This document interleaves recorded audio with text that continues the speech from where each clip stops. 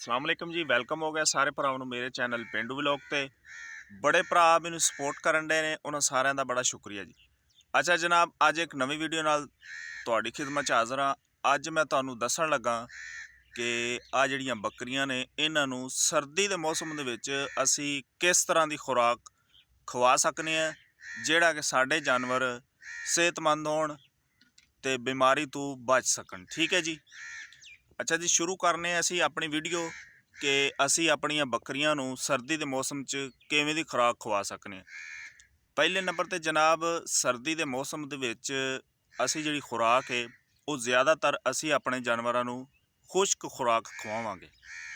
उहदा फायदा ये वे कि जानवर एक तो पेट भर के खुराक खांदा है, दूसरा ये है कि बीमारी तो दूर रहिंदा है, तीसरा है कि उन्होंने सर्दी नहीं लगती। ठीक है जी।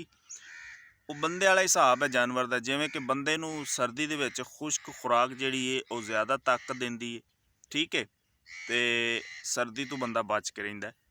यही हिसाब है जानवरों का। ठीक है, हुण खुश्क खुराक है किहड़ी किहड़ी ये भी तुहानूं दसना पैना है। अच्छा जी, खुश्क खुराक दे विच ज़्यादातर असी इस्तेमाल करने हैं जी आ तूड़ी। ठीक है, तूड़ी विच असी पट्ठे मिक्स कर लईए हरे दे। ठीक है, तरेल वाले ना होण, गिले ना होण, मतलब कि खुश्क होण पट्ठे भी, वो असी तूड़ी च मिक्स करके असी 3 टाइम असी वो खवा सकने। साडे जानवर बिल्कुल खुश हो के खाणगे।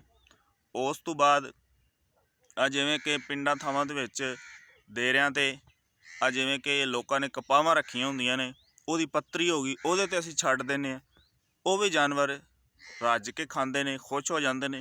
एक तो थोड़ी जी उन्हां दी वाक हो जाती, दूजा कि खुश्क खुराक नाल वो रज लैंदे ने। तीसरे नंबर ते आ दरख्तां दे पत्ते शत्ते जिहड़े किरदे ने वो भी खुश्क ने, वो भी तुसीं खवाओ, वो भी बिल्कुल जानवर रज के खांदे ने। तीसरे नंबर ते अगर तुसीं खुराक भी पाना चाहते हो तो तूड़ी च मिक्स कर लो।